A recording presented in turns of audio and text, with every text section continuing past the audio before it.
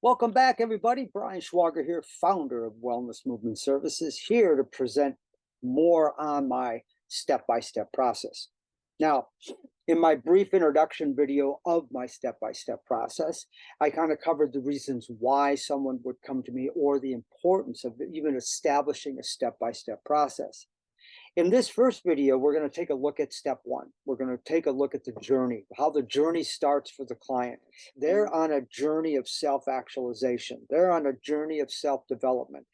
Because in the processes that I created and the principles, methods, and systems that I cultivate and share with my clients, it's all about teaching them how to fish so that they are empowered to take the information and the education that I've provided for them and the practical skills, because there's a lot of one-on-one involved in my process.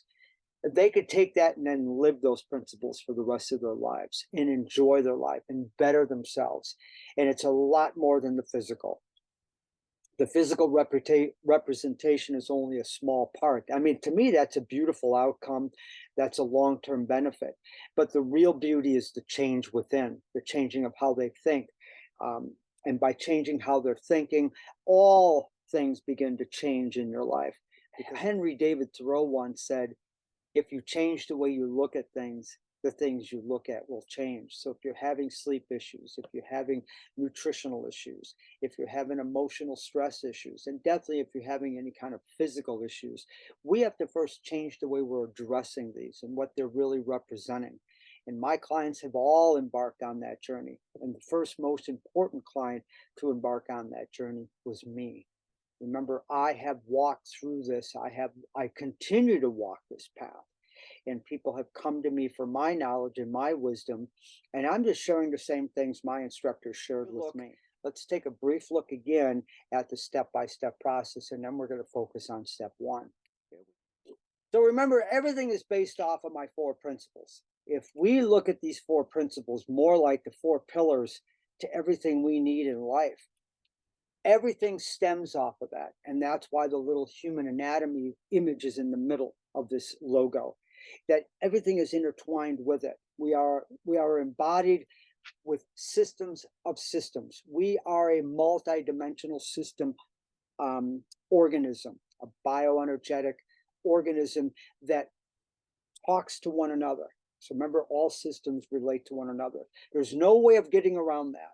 You're going to learn this, that it's very important. Even if your long-term dream is basically performance. I've had clients come to me that have athletic endeavors and professionals and those with occupations that require a high demand of physical activity and performance.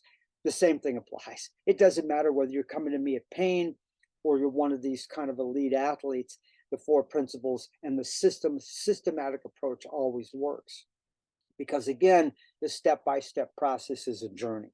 And each step, I'm there to assist you along the way as a coach, as a guide, and yes, as a trainer.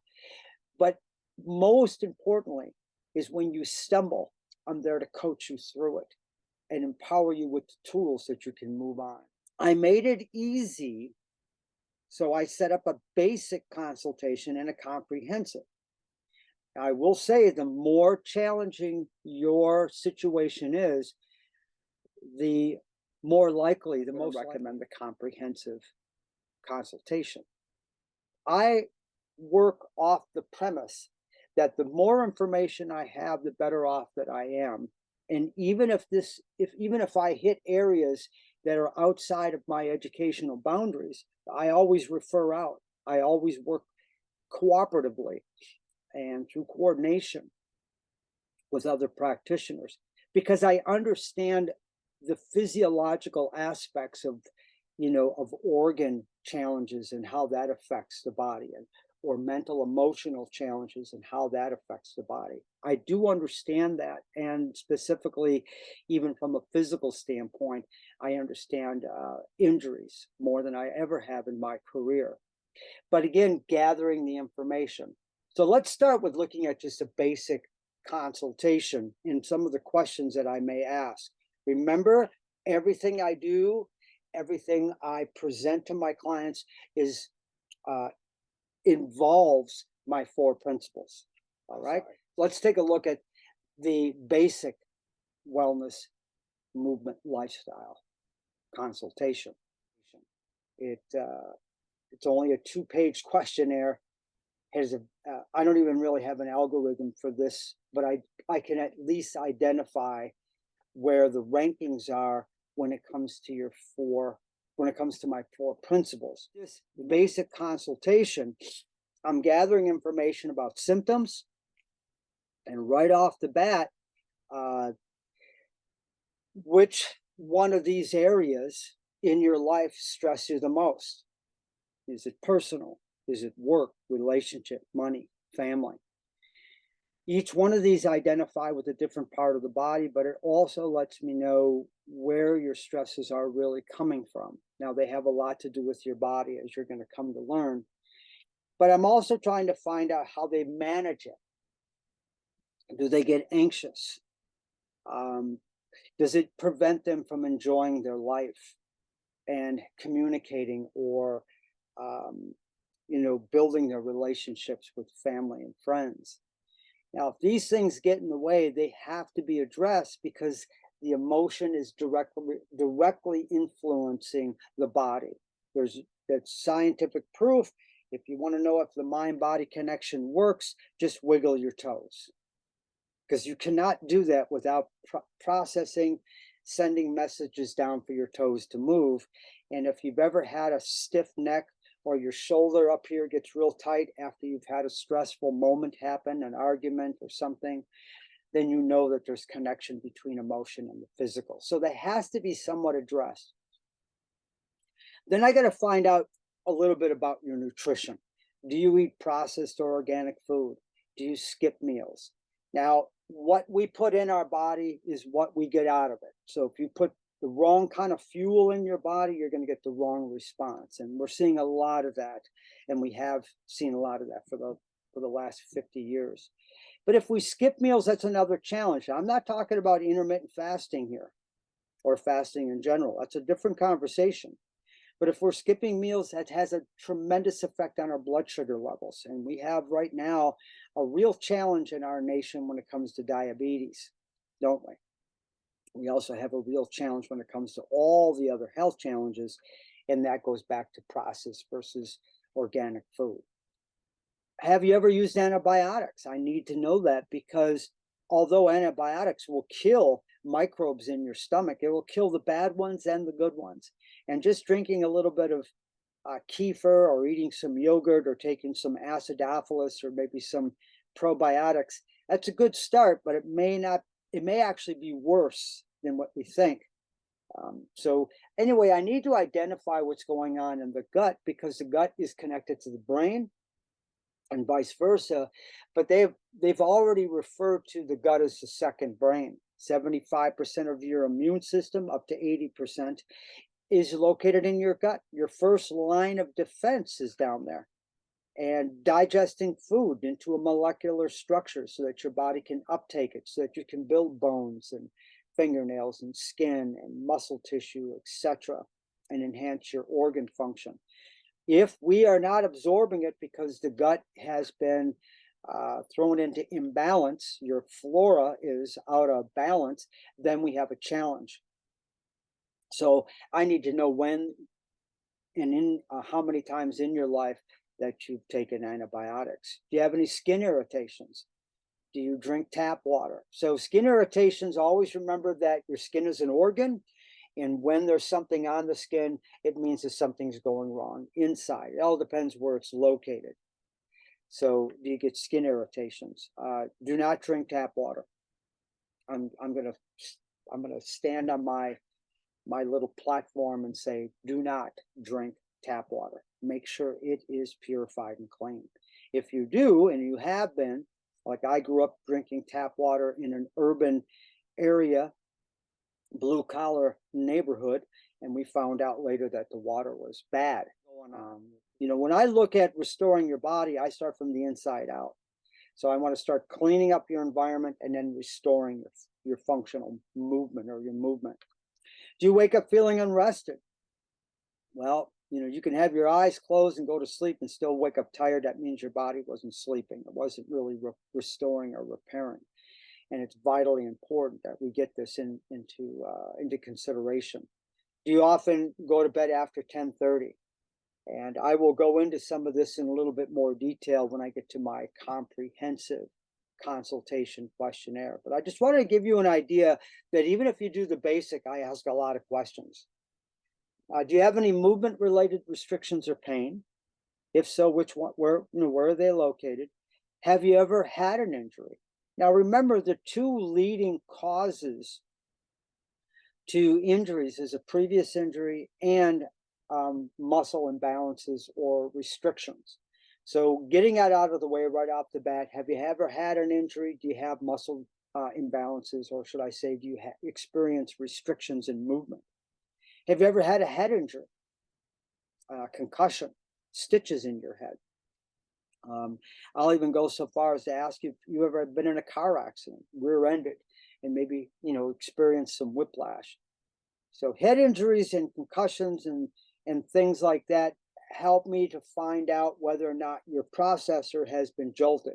And I live from experience. I've had many concussions, and it interrupted how my muscles function. And they can be restored. The concussions can be restored, and we're finding out now that even the slightest cervical misalignment or trauma to the head can create a lot of problems when it comes to movement. And then I go into, basically I go from the neck all the way down to the feet. So that is my, my step-by-step process of looking at the entire anatomy. So I start with your neck, I go to your shoulders, and did you have any shoulder issues, upper back, hips, lower back, feet, bunions, ankle injuries, etc. All of this is beginning to draw a picture. Now, one thing I will say that I ask a lot of questions because I'm not particularly interested in a specific part of your body, but I'm interested in multiple parts. So when somebody comes to me with a problem with their knee or their back, I simply say to them, you don't have a knee or a back problem. You have a body problem. Remember how each principle is integrated inside the systems of the body? That if you have a knee challenge, a knee problem, if you will, then that might be where the discomfort is or the pain, but that's not the source of it. And if we just treat the knee and even the muscles around it, it will help, but it won't take away from the other malfunctions that are going on either above the knee or below it. What kind of exercises have you done? What kind of sports have you played? And lastly, what are your short-term wellness and movement intentions? What do you intend to do? Not setting a goal that you hope you accomplish. An intention is like when I set my intention to go back to school in 1999, it was a hell of a journey, and I'm still in school at the Czech Institute. I made a commitment that no matter what, I'm going to do this. So I enhance that, or I should say that I empower my clients that when they're setting these intentions, that they really set them, that they really think about what they would like to accomplish.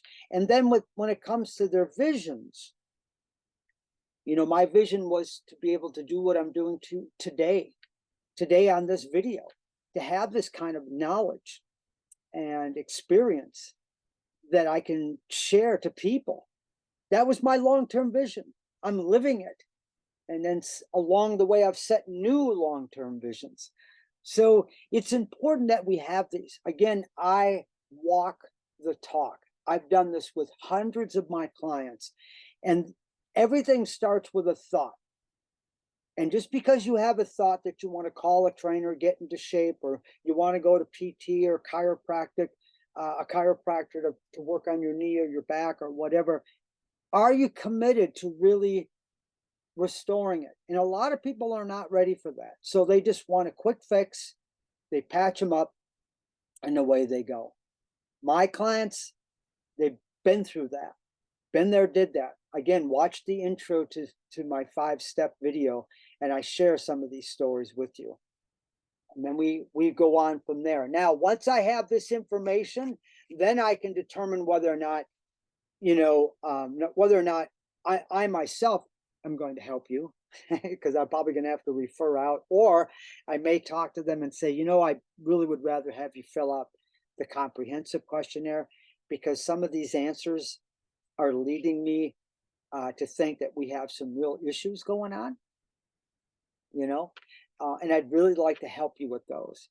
And if I can't help you with these, I'm going to refer you to somebody that can. So from there, we start the journey.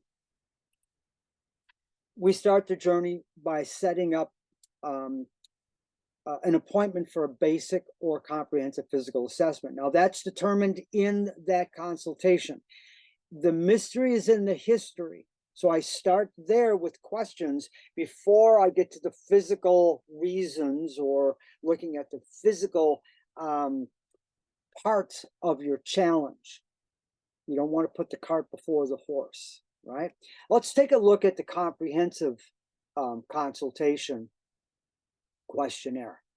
Now, the most important thing about both of these questionnaires is that you are answering them honestly and truthfully, because the only person you're hurting is yourself if you're not. Now, I understand when it comes to an emotional standpoint, you may not want to share your traumas with me, and I get that. I don't need to know the details. That's between you and your therapist, or if I can refer you to somebody, it's between you and them. However, what I would like to do is find out the basics. So before I get into that, I want to just stress here that it's very important that people answer these questions honestly. Everything is confidential within my services. It's just like HIPAA. I follow the same guidelines, that I honor the privacy of my clients' information, because in this questionnaire, there are questions that would provocate maybe an emotional disturbance. Now, I'm going to say right here up front that I've been blessed, because when I sit down and either ask these questions in person, or when I look at some of the answers to the emotional part specifically, I'm very honored that they were willing to share a little bit more detailed information with me. And it really started to, in other words, I was unpleasantly surprised at the amount of trauma that we've all been through, including myself. I wanted to set the story straight and put that out in the front, because I do ask questions about things that may have happened in your life. But again, I don't need to know the details. I may just need to know that, like for me, I almost drowned when I was 6 years old. That's very traumatic.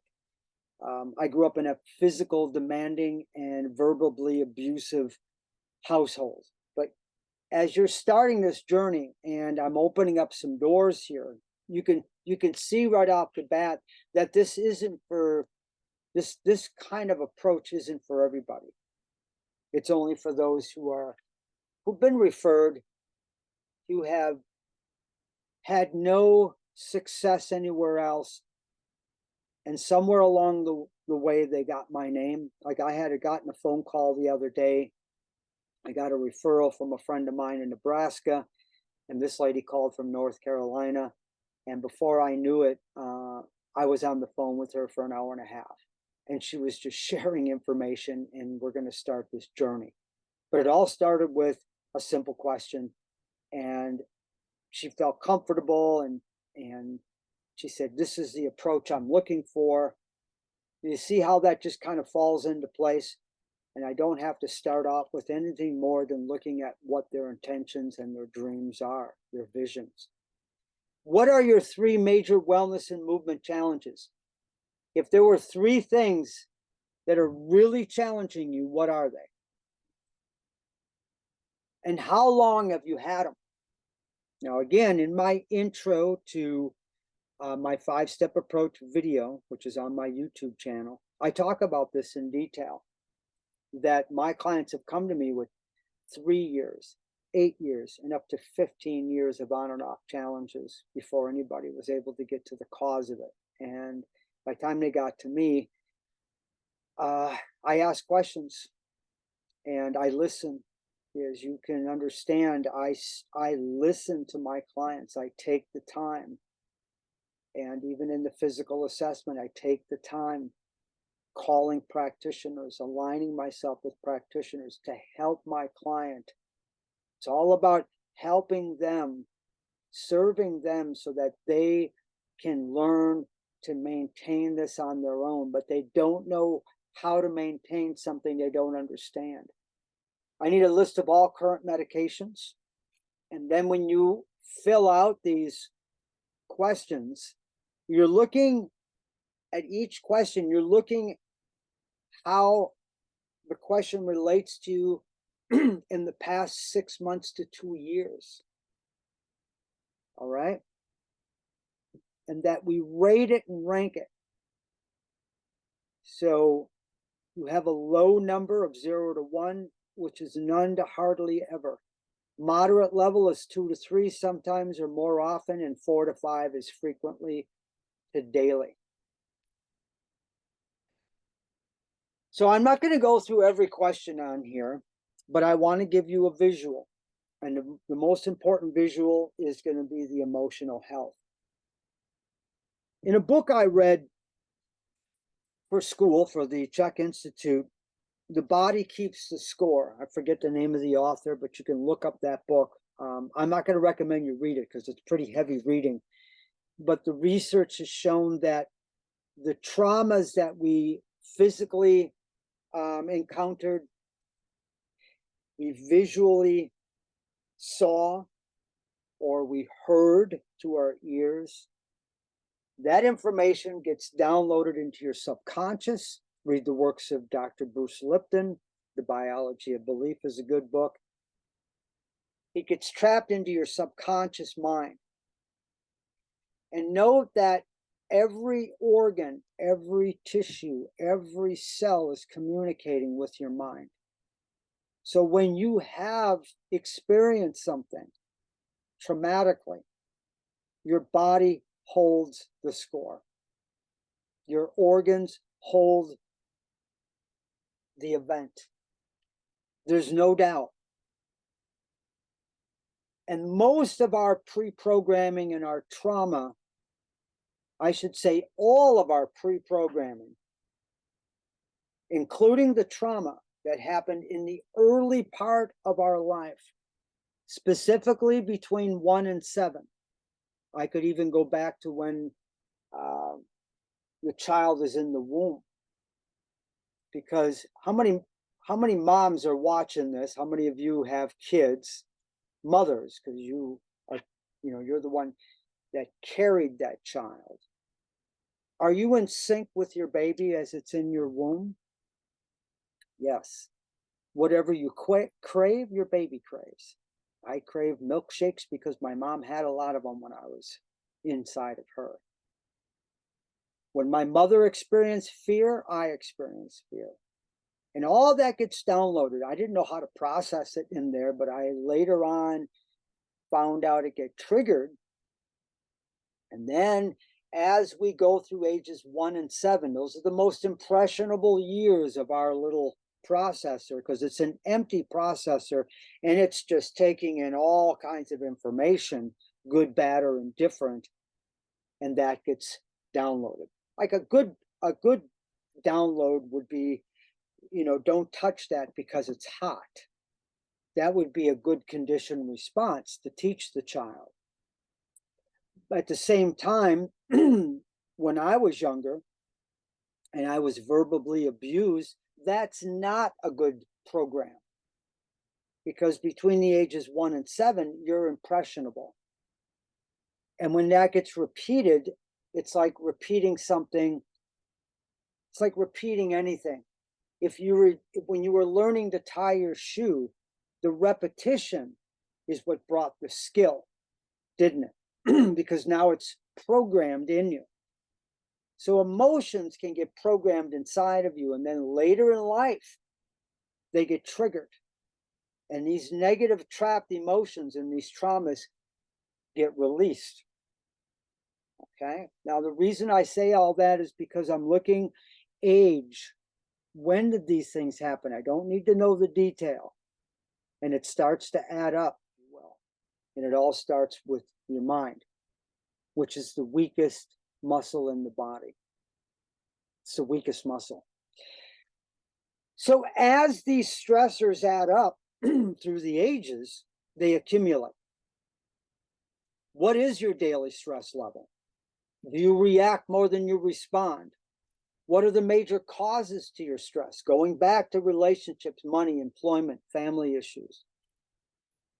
So by the time they're done answering these questions honestly and they give it a score, then what I can do is look at their rating. And as I've gone through all of the questions on the comprehensive questionnaire, the lifestyle questionnaire, this person before, look at where their emotional health rating was. And I will tell you, since I created this algorithm, oh, I forget when I did this, 2016? No, 2014. Yeah, 2014. The highest rating was always emotional.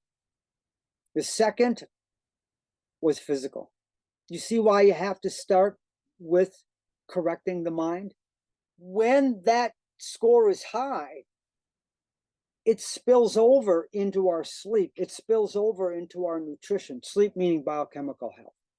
It spills over into our nutritional health, and it dumps the rest into our physical health. That's why the physical health principle is the last one. And it's the one that everybody focuses on first. Granted, yes, you come to me with a neat challenge or a performance-based challenge, and you want to address the physical first. I get it. And we can do that.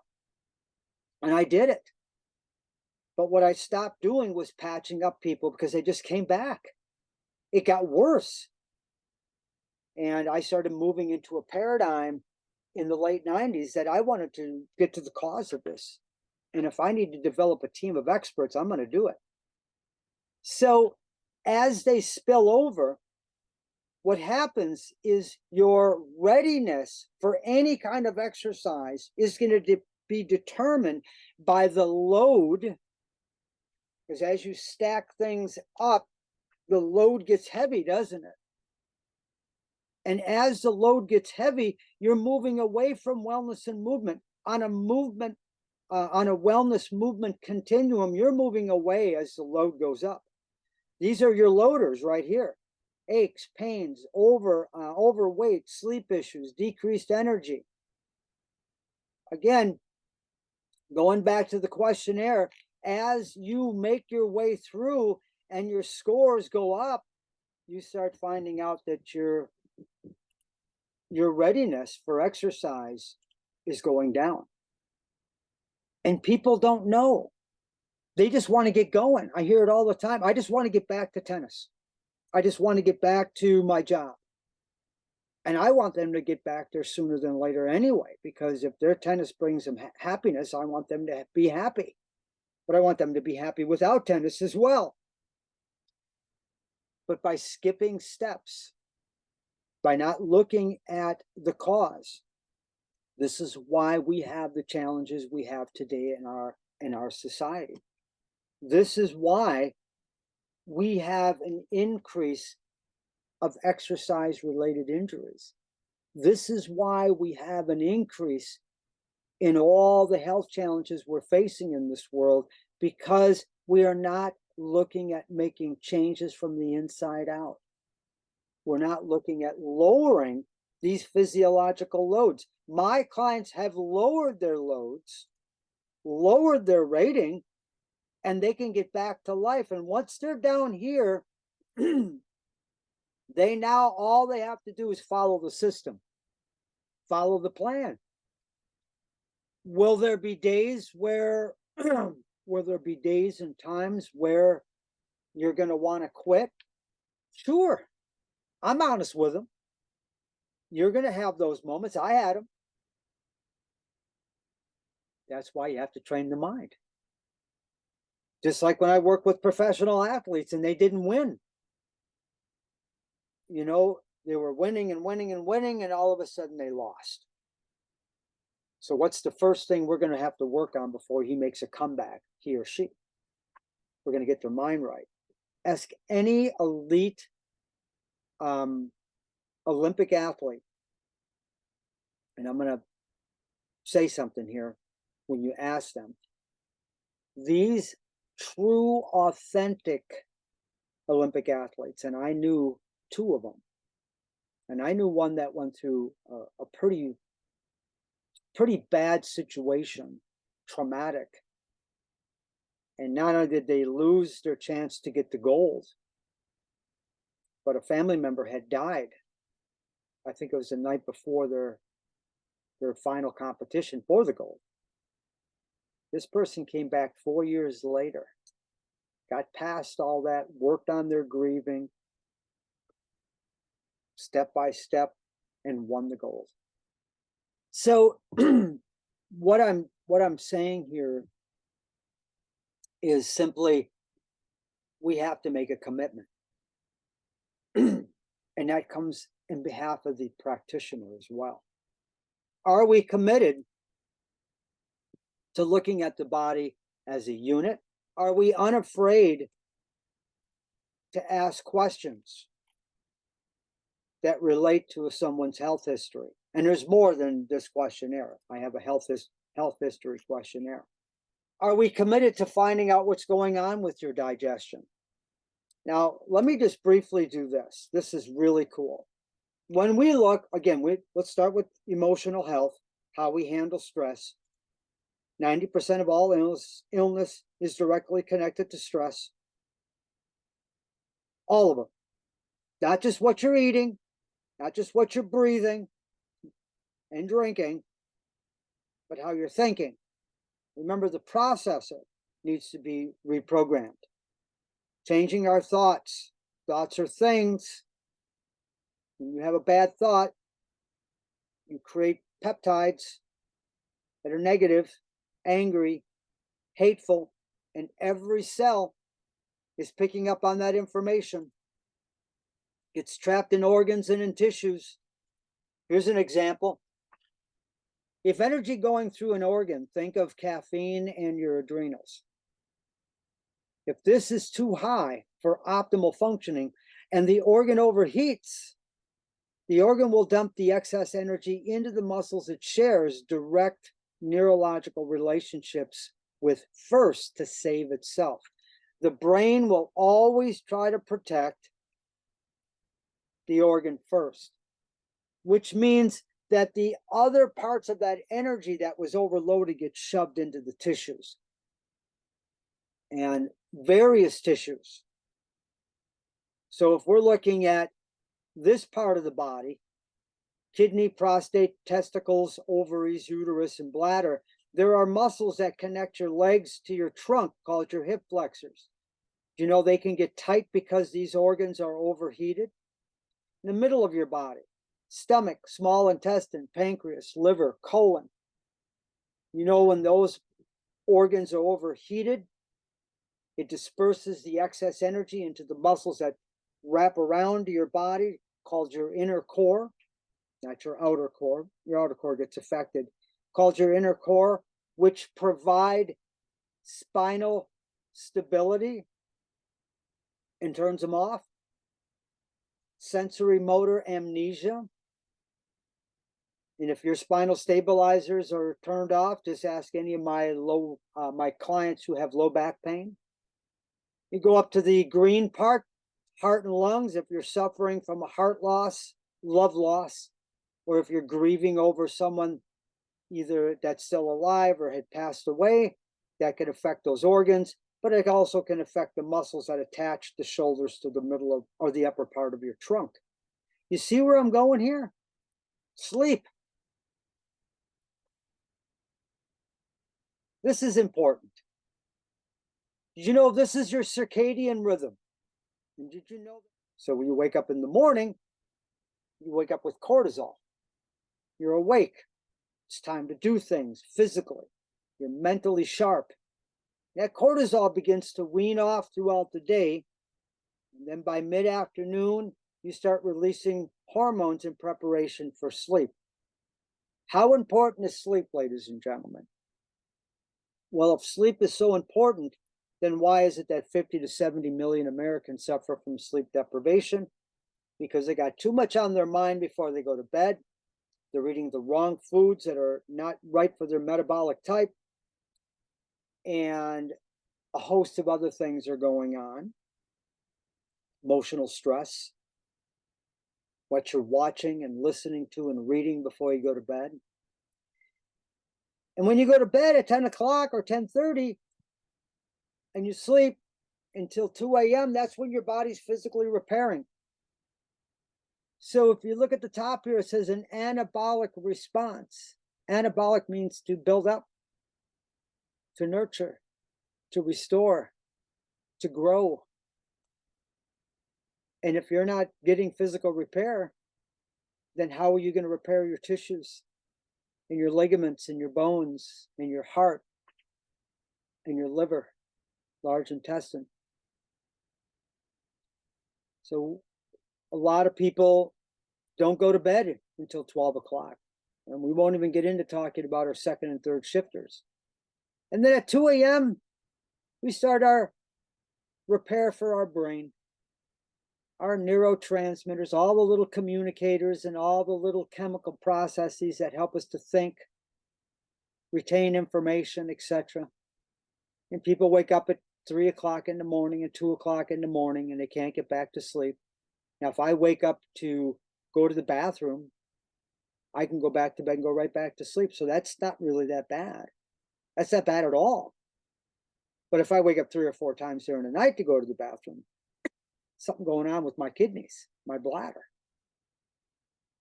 Or if I wake up and just can't go back to sleep, I wonder which of these little nutrients are out of balance. Now, if that happens once in a great while, but if for my clients, it's been happening on and off for years and nobody addressed it. They weren't able to get to sleep. They have low back pain. Physical therapist is giving them all kinds of great exercises, but they're not addressing your sleep. So you can do all the exercises you want. Exercises do what? They make you stronger. Yeah, but first you have to break down before you build up. Did you know that? Even a minimal amount of exercise. Not my mindful exercises, granted. We'll get to that later. But you see with the 4 principles and asking various questions, what this does. And then we get to digestion. Oh, watch out. You are what you eat and drink. Remember how I mentioned the immune system?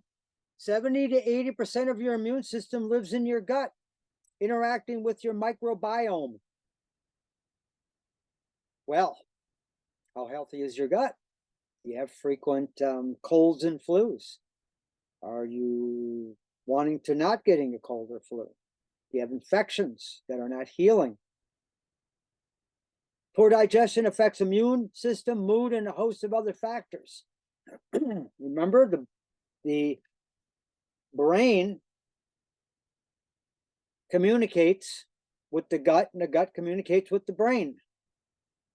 Yes, and Hippocrates said, all disease begins in the gut. We're way out of balance. You are what you eat. Well, what if you're, well, number one, you don't want to be eating these foods that have been sprayed on. Now, why would this guy be wearing all this equipment, spraying this on, vegetables, if they're safe? Oh, you just wash them off. I hope you're doing it. I hope you're soaking them in a little apple cider vinegar and rinsing them thoroughly in clean water. But now they just put it right in the plant, the insecticide. the herbicide, the fungicide, the pesticide, and 100 other chemicals, putting them right in the plant so that the plant can continue to live and not be, and not have the effects of what these insects can do. That's not what God designed. But not only what you're eating, but are you digesting it? Even if you're eating organic food and you're not breaking it down, remember, food gets broke down into molecular structures and then delivered to your cells. That's a simple way of putting it. Is your food getting where it needs to go? Is your water getting where it needs to go? We have all these digestive disorders. I had them. I'm still working on mine. They're just a lot better.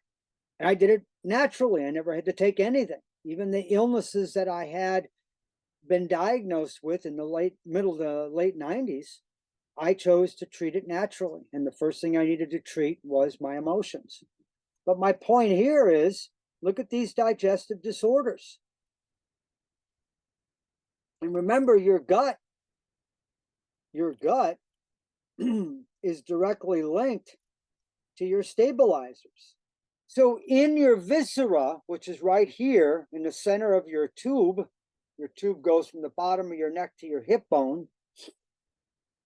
Your viscera holds all your organs. All right, so what do we have here? We have digestion, we have the liver, the gallbladder, we have the kidneys. Remember what I was talking about when these organs get overheated? All right, so we're going to just look at digestion in and of itself. So here's digestive activity. Let's see if I can blow this up. So your brain, so you have a little digestive disturbance, all right? Irritable bowel syndrome, gas and bloating, excessive burping, just a tummy ache. Now, your brain wants to protect your organ first, remember? So it dumps the excessive energy into the tissues that surround the organ. So the tissues that surround the organ are your deep core stabilizers that stabilize your spine. These muscles in here are the ones that protect your spine. They are the first responders. I have another video on my YouTube channel where it talks briefly about my physical assessment or physical health, I should say. And in there, I explain this. And there's plenty of information on my website and my blog. But my point here is these inner core muscles, not your outer core muscles. It's so misunderstood because nobody really taught you this. Outer core, I'm talking about your inner core. You got a back problem? Inner core stabilizers are turned off. You got a shoulder challenge? Inner core stabilizers are turned off. You got a cervical challenge? You got a knee challenge? Can I keep going? Why is it turned off, Brian? Why isn't it working? Well, let's take a look at your questionnaire and let's find out. You had recorded that you have frequent diarrhea, lower abdominal bloating, excessive burping or belching. And in part 2, you had antibiotic usage. So your flora was never rebuilt. Nobody really ever taught you how to do it right. You made a good attempt to try, but didn't really work. You crave sugar. You got skin irritations, you got nail fungus, you got chronic fatigue. You probably have a fungal parasite infection, which most people do. Don't get scared. Don't get scared. It can be taken care of. It's just that nobody brought it to your attention and you didn't make the correlation between that and your low back pain. You didn't make the correlation between that and your inner core not functioning. I have somebody come to me with no pain, and their inner core is turned up and they want to lift weights and they want to run and they want to jump and they want to do all these things, which I want them to do. But they keep getting tight hamstrings and they keep getting tight hips. And they've had a little bit of a back issue once before in their life, but they came to me now with no back pain. And I'm looking at their rating and I'm going, wow, you probably have a fungal parasite infection. Been there, did that. You see what I'm saying here? Yeah, blood sugar issues going through the roof with diabetes across our country and across the world. We're looking at when we're eating. And again, I'm not talking about intermittent fasting here. That's a different conversation. I don't want to plug it into this because this is already taking enough time. But the takeaway is this, is that when was the last time you had a rating done for your wellness and movement? Well, let me share something with you here. In an article I wrote, The New Trends, this is a new paradigm.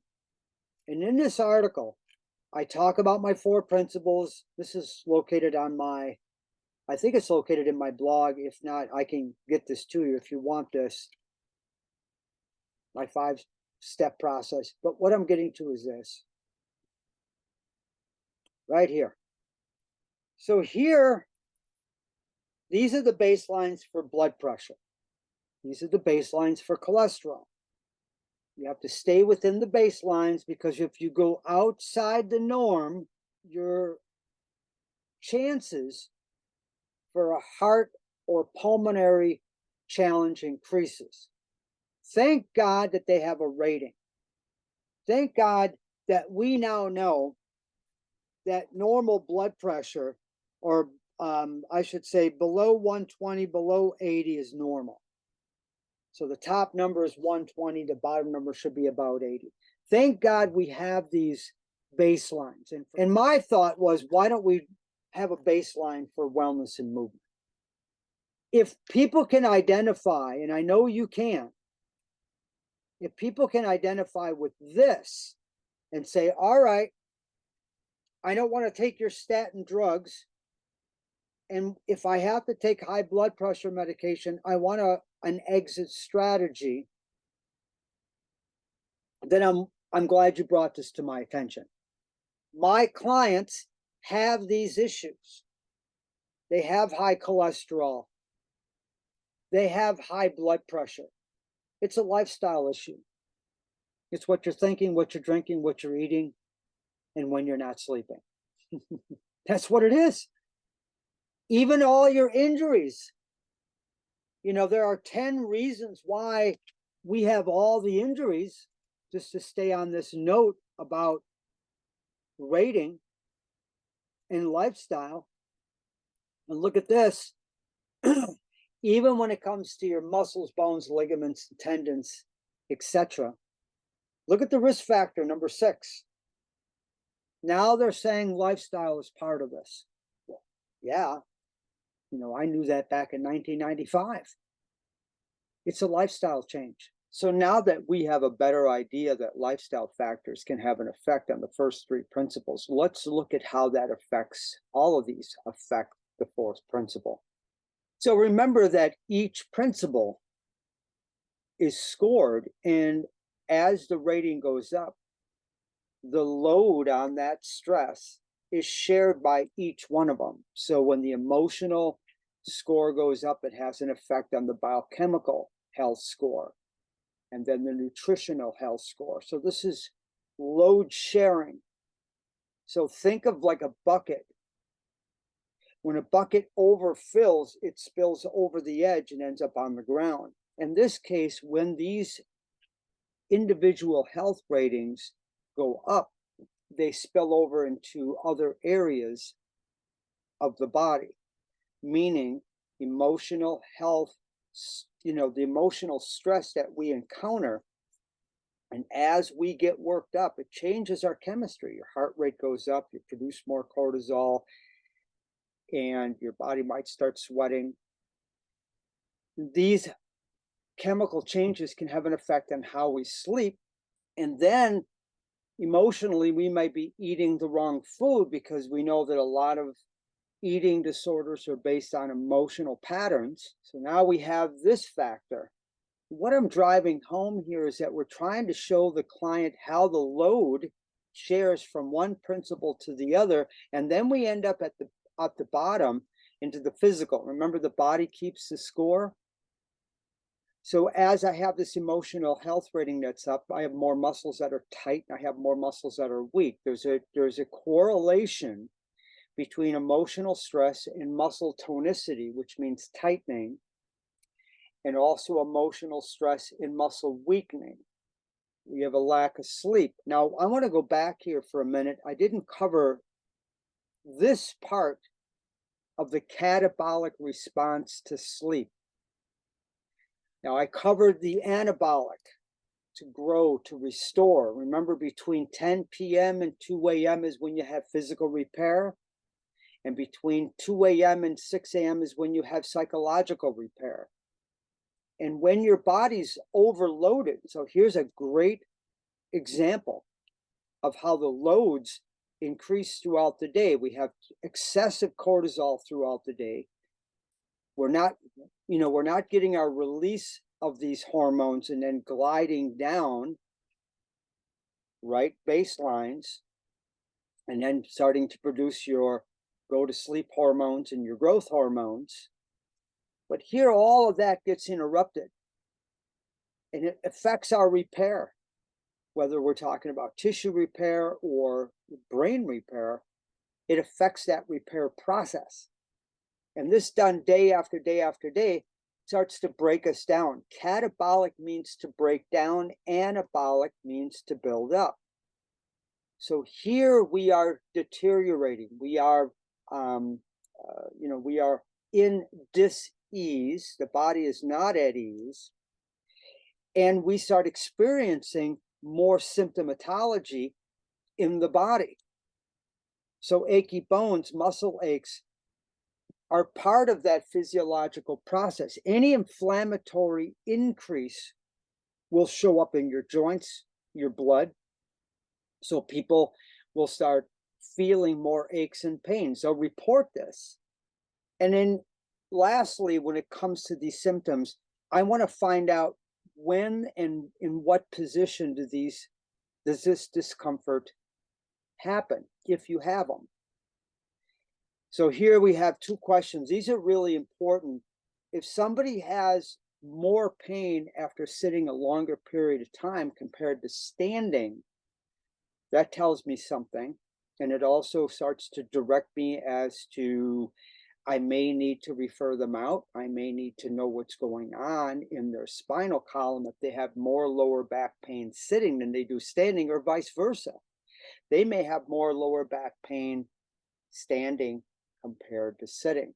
Now, for myself, with my pathology of having sciatica, I had more pain sitting a long time than I did standing. In fact, standing gave me relief. So when your body's in a sitting position, a 90-degree angle sitting in a chair, your body's in a flex position.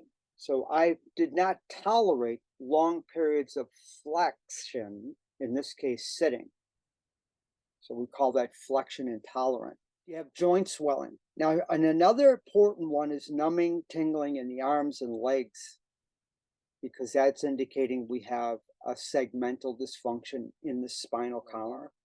And again, we go back to the health history, and they may have indicated on there that, yes, like myself, I hurt my back in, I think it was 1987.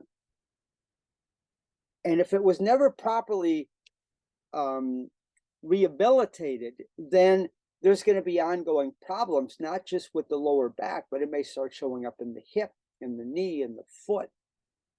It shows up in the neck, because the whole body, the column of bones from your head to your buttocks, so you have your spinal column. When there's a malfunction at the bottom, there's a malfunction at the top. There's a compensation factor. So I look at all these, but I'm collecting this subjectively from the client. Neck injuries or tightness, we talked about that in the survey when I asked about if they ever had a head injury or a neck injury. And again, just like on the survey, I asked the question about head injuries or concussions. And then we total the whole thing up. I debrief the client after I have went through this entire questionnaire, looking at what they answered, where the scores were the highest, going back to our rating. I look at where and what was going on. And then I compare that to their health history, and I look at the relevance to their lifestyle factors. And recommendations are, I start to develop a wellness and movement plan. Now, the lifestyle part can be started right away. I'm not going to give them exercises yet because I have to take them through, they move on to step 2. I have to take them through an actual physical assessment. I'm just, when I get these answers to these questions, I'm just getting subjective information, but it is telling me a lot, right? Whatever the answers are. But when it comes to the physical part, yeah, I'm getting subjective information, and then I move on to the physical assessment. And we begin to, find out, what does this all mean?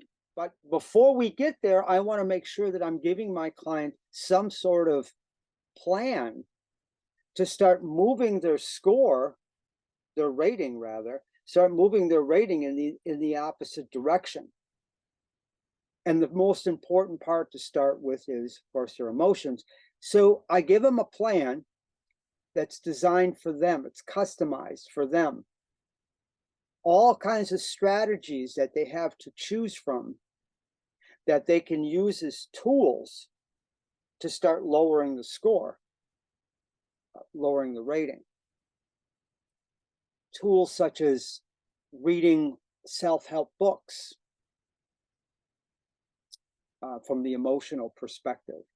I have other tools that I can provide for the client: corrective thinking exercises, minding your priority exercises. These are little forms they can fill out, and they can start using these answers on these forms as ways to retrain their mind.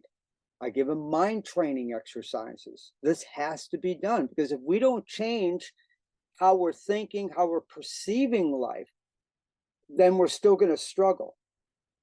And remember, the journey of 1,000 miles begins with one step. So I simply say, let's start with something easy and let's get that skill down. So in the morning, I want you to journal, let's say, or in the evening, I want you to write out what you felt, what you experienced. Get it out of your head, get it on paper before you go to bed. That's an example. Or I may recommend a good book.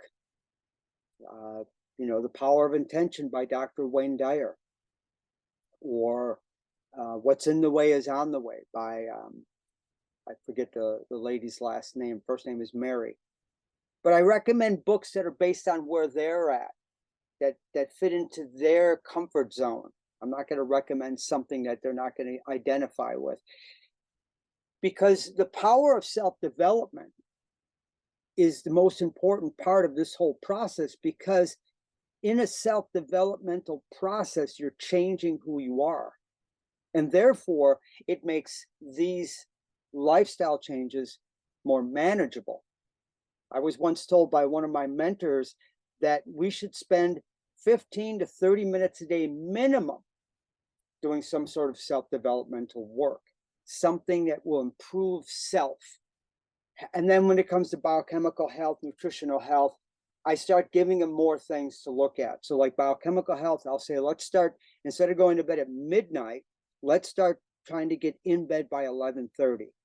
You move that up a little bit. I don't say, if they're used to going to bed at 11:30, 12 o'clock, I'm not going to come at them and say, I want you to start going to bed at 10 o'clock tomorrow, unless they want to try that. Again, little steps. These things that accumulated in their first rating didn't happen overnight. So we have to really coach them and help them to understand that these changes take time. Nutritionally, I always start with water. Increase your water intake and make sure it's purified and clean and structured. And there's ways we can structure our water. And then we take little steps with the food.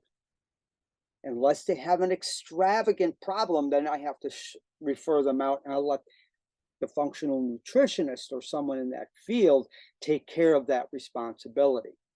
We have to start making steps, have to change the way we're shopping. We have to change the fuel we're putting in our body over time. Again, my clients have been on this journey for a while, and some of them, it takes them, 6, 8, 12, 18 months to establish a new habit. You know how long it takes. And again, remember, along the way, they're going to fall off that step. They're going to go backwards, but I'm here to help them. I'm here to help them help themselves. Again, going back to the emotional part, when they do hit that stumble, that obstacle, that speed bump in the road, and they're going to want to go back to the bad eating habits, and they're going to want to do this or that, that's where you got to have the power of the mind to get through it. And then for the physical, I'll probably teach them how to breathe to start out with, because everybody has a challenge with proper breathing. And then once I finish the physical assessment, then I have the complete picture physically. And then we start the restoration process. And along the way, we're always checking in on lifestyle. How are you doing on your emotional health? Where are you at with your sleep? Every week I meet with them. I'm checking in with them. I'm the holistic lifestyle coach. I'm checking in with them, supporting them along the way, just like somebody did for me. So I hope that helps. Now we've reached the end. We have our scores. Now we want to take the next step. And the next step I'll be discussing in the next video. I already have a video put together on what the basic physical assessment is. It's a presentational video, but it will show you not all the things I do, but almost 80% is shown in that video. You can find that on my YouTube channel. And then I'll move up to step 3, and then I'll do a video on some of the things that we do when it comes to restoration and reprogramming. So whether you want to reduce your chances for injury, or you want to reduce your chances of sickness, it all comes down to, what is your wellness and movement rating? What is yours? And once you know what it is, once you can see the truth, are you willing to change it? I had to be willing to look at mine. 1995, 1996, things were said to me that weren't that comfortable. And even in my sport, when I wasn't able to go and continue my sport the way I loved to do because of my repeated concussions from my sport, I had to make a decision. And going back even further, when I was a high school dropout, but I had dreams of becoming an extraordinary personal trainer, I had to face the dark night of the soul. I had to go back to school. I only had a 9th grade education, ladies and gentlemen. All we're really talking about today is the mystery in your history, to facing the truth, to correcting the imbalances so that you can enjoy the life you want to live. It's not about achieving gold medals or trophies or scholarships to college or all the other little personal things that we think we are victorious because we have these physical goals. You know what it's really about is living a quality life. Quality meaning that I can sleep. I don't take any medications. I'm 61. I'm following the 4 principles. My clients are following the 4 principles. It's about quality. Yes, I can still skateboard at 61. I can still kick and punch at 61. I can still train. I train a lot smarter than harder. And I can even train hard because I use common sense. But here's the point. Once I was able to face the weaknesses that I had and start cleaning up my chemistry, cleaning up my thinking, restoring my movement, at first it was tough. That's why I have a coach and a trainer and a chiropractor and nutritionist. Don't really need them as much as I used to because I've been empowered to take care of myself. So step 1. So there's either a basic questionnaire or a comprehensive. You make the choice. But ask yourself this: what do you really want when it comes to feeling and moving well? What do you really want? Really? I mean, if you put no restrictions on that question, well, if I had the money and if my shoulder didn't hurt, or, when I was asked that question, and when the question came to where I saw myself in my business, I had my first business in 1989 as a personal trainer. And in 1993, one of my mentors had asked me, well, what do you really want to do with this personal training? And I said, I want to create a personal training service like no other. And I was empowered. I was passionate. I had emotional content when I sat across the table from him. And look what I have today. And did I have to fall and go through obstacles to get there? You betcha. So it doesn't matter what the dream is. Do you have a dream? You want to be able to walk without pain. You want to be able to enjoy your life and your grandkids. You want to be able to run faster and jump higher and lift more weights. I don't know what it is for you, but do you have a dream? And how fast does that dream get dissolved when you hit an obstacle? Oh, it ain't going to work. Oh, she divorced me. Oh, there goes my knee. Oh, this, oh, that. You see where it all starts? All right. Hope you're empowered by this. What is your dream? What are your short-term intentions? It doesn't matter whether you work with me or you just work with somebody that can help you to achieve who you really are. The journey of 1,000 miles begins with one step. Take that step today. And if you'd like, give me a call. The contact information is located at the back or the end of this video. And like I always say, stay empowered, stay passionate, keep the trust, have unwavering faith, stay the course, hold the line. All right, Brian Schwager saying, be well and bye for now. Thank you for listening.